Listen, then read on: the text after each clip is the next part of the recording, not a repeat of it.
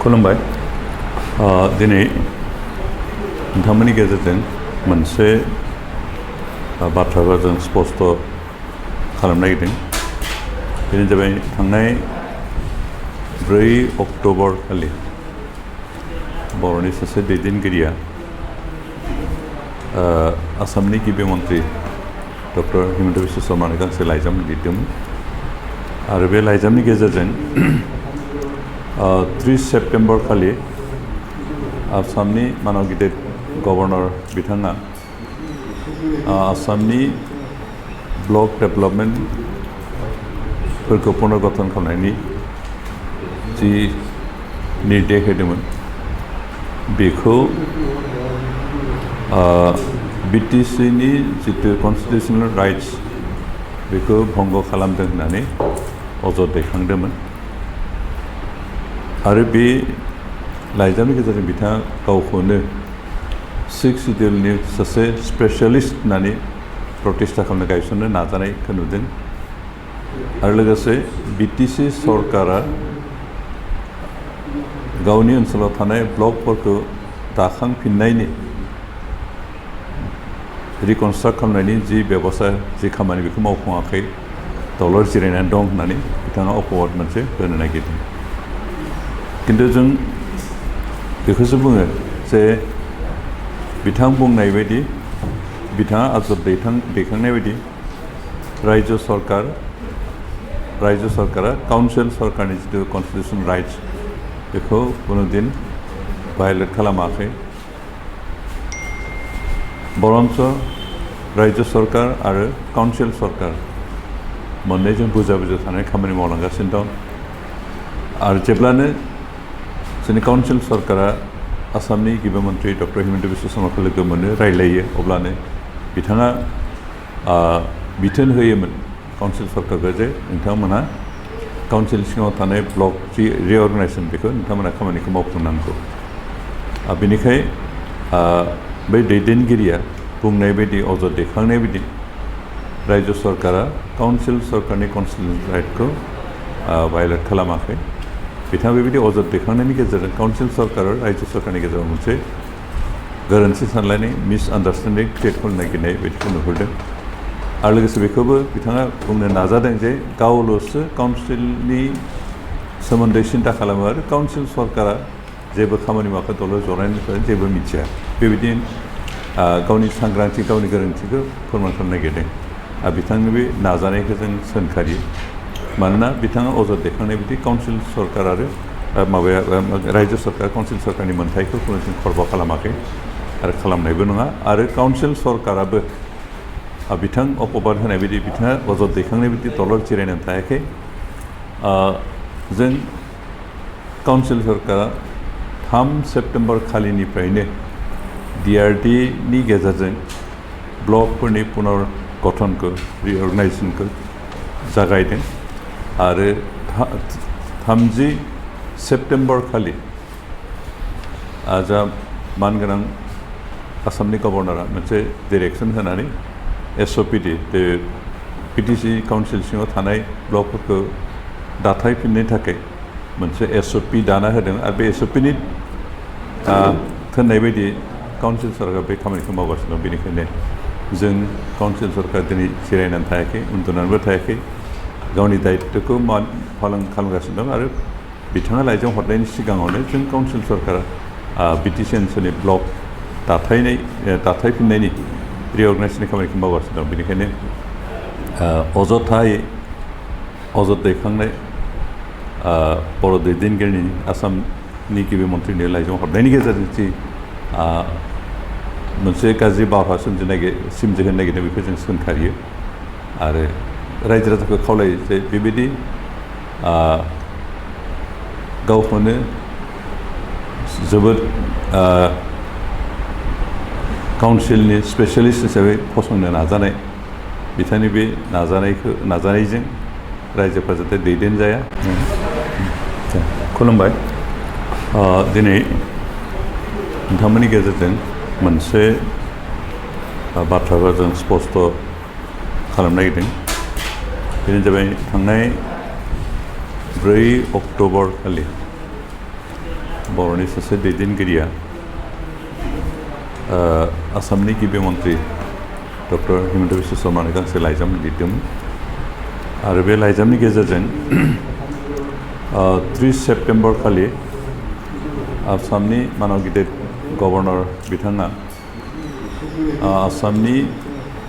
block डेभेलपमेन्टफोरखौ पुनर्गठन खालामनायनि जि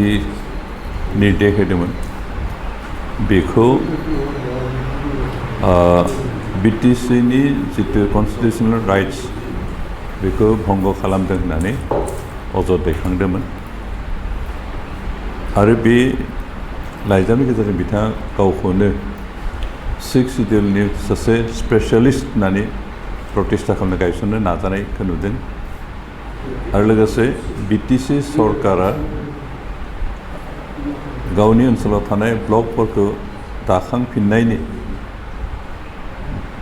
रिकनस्ट्राक्ट खालामनायनि जि बेबस्था जि खामानि बेखौ मावफुङाखै दलर जिरायनानै दं होननानै बिथाङा अपवाद मोनसे होनो नागिरदों किन्तु जों बेखौसो बुङो जे बिथां बुंनाय बायदि बिथाङा आजब दैखांनाय बायदि रायजो सरकारा काउन्सिल सरकारनि जितु कन्स्टिटिउसन राइट्स बेखौ कुनुदिन भायलेट खालामाखै बरन्स रायजो सरकार आरो काउन्सिल सरकार मोननैजों बुजा थानाय खामानि मावलांगासिनो दं आरो जेब्लानो जोंनि काउन्सिल सरकारा आसामनि गिबि मन्त्रि डक्टर हिमन्त बिश्व शर्माखौ लोगो मोनो रायलायो अब्लानो बिथाङा बिथोन होयोमोन काउन्सिल सरकारखौ जे नोंथांमोनहा काउन्सिल सिङाव थानाय ब्लक जि रिअर्गेनाइजेसन बेखौ नोंथांमोना खामानिखौ मावफुंनांगौ बेनिखायनो बै दैदेनगिरिया बुंनाय बायदि अजद दैखांनाय बायदि रायजो सरकारा काउन्सिल सरकारनि कन्स्टिटिउसन राइटखौ भायलेट खालामाखै बिथाङा बेबायदि अजद दैखांनायनि गेजेरजों काउन्सिल सरकार आरो रायजो सरकारनि गेजेराव मोनसे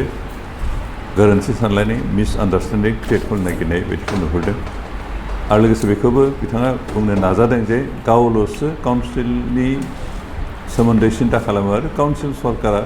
जेबो खामानि मावाखै दलर जनायनिफ्राय जेबो मिथिया बेबायदि गावनि सांग्रांथि गावनि गोरोन्थिखौ फोरमान खालामनो नागिरदों आरो बिथांनि बे नाजानायखौ जों सोंखारियो मानोना बिथाङा अजद दैखांनाय बायदि काउन्सिल सरकार आरो रायजो सरकार काउन्सिल सरकारनि मोन्थायखौ कुनुदिन खर्ब खालामाखै आरो खालामनायबो नङा आरो काउन्सिल सरकाराबो बिथां अपबाद होनाय बायदि बिथाङा अजद दैखांनाय बायदि दलर जिरायनानै थायाखै जों काउन्सिल सरकारा 3 सेप्टेम्बर खालिनिफ्रायनो DRDनि गेजेरजों ब्लकफोरनि पुनर्गठनखौ रिअर्गेनाइजेसनखौ जागायदों आरो 30 सेप्टेम्बर खालि जा मानगोनां आसामनि गभर्नरा मोनसे डिरेक्सन होनानै SOPD PTC काउन्सिल सिङाव थानाय ब्लकफोरखौ दाथायफिननो थाखाय मोनसे SOP दाना होदों आरो बे SOPनि थिननाय बायदि काउन्सिल सरकार बे खामानिखौ मावगासिनो दं बेनिखायनो जों काउन्सिल सरकार दिनै जिरायनानै थायाखै उन्दुनानैबो थायाखै गावनि दायित्वखौ पालन खालामगासिनो दं आरो बिथाङा लाइजाम हरनायनि सिगाङावनो जों काउन्सिल सरकारा BTC ओनसोलनि ब्लक दाथायफिननायनि रिअर्गेनाइजेसननि खामानिखौ मावगासिनो दं बेनिखायनो अजद दैखांनाय बर' दैदेनगिरिनि आसामनि गिबि मन्थ्रिनि लाइजाम हरनायनि गेजेरजों जि मोनसे गाज्रि बारहावा सोमजिहोनो नागिरनाय बेखौ जों सोंखारियो आरो रायजो राजाखौ खावलायो जे बेबायदि गावखौनो जोबोद काउन्सिलनि स्पेशलिस्ट हिसाबै फसंनो नाजानाय बिथांनि बे नाजानायजों रायजोफ्रा जाहाथे दैदेनजाया आरो जों रायजोफ्रा काउन्सिलनि जि मोन्थायखौ मोजां बुजिनानै बिथांजों दैदेनजायालासिनो जोंनि स्थितियाव जाहाथे थिग थायो बेखौनो खावलायनाय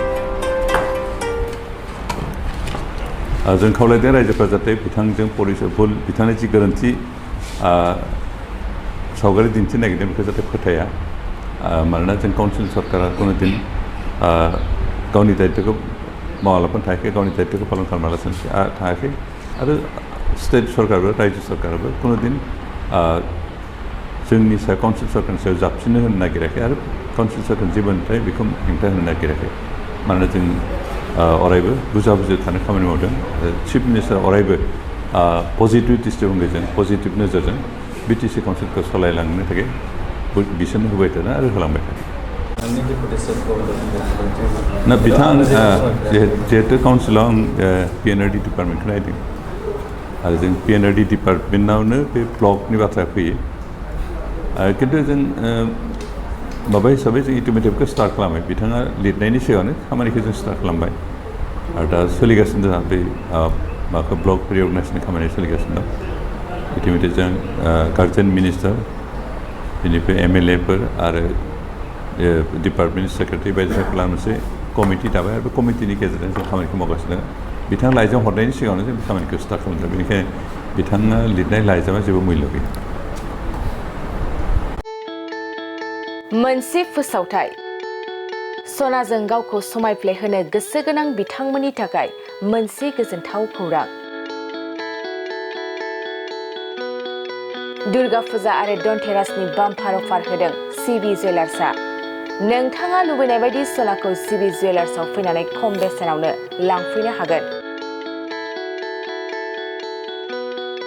बे अफारखौ अक्ट'बर दाननि 31 अक्ट'सिम होनाय जादों नोंथाङा बे सिबि जुवेलार्सआव गोबां रोखोमनि सना आरो डायमन्डफोर मोननो हागोन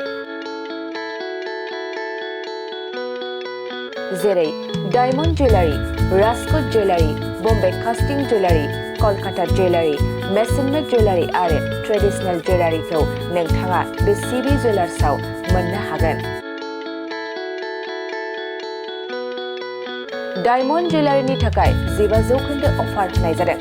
आरो सनानि गहेनाफोरनि थाखाय जर'खा डिसकाउन्ट बेसेन बानायनाय जादों लोगोसे गोजाम सनाखौ सोलायनायनि थाखायबो स्पेसियेल रेट बानायनाय जादों गोबां बाथ्रा मिथिनो थाखाय नोंथाङा 9954273079 बे जानबुं नाम्बारनि गेजेरजों मिथिनानै लानो हागोन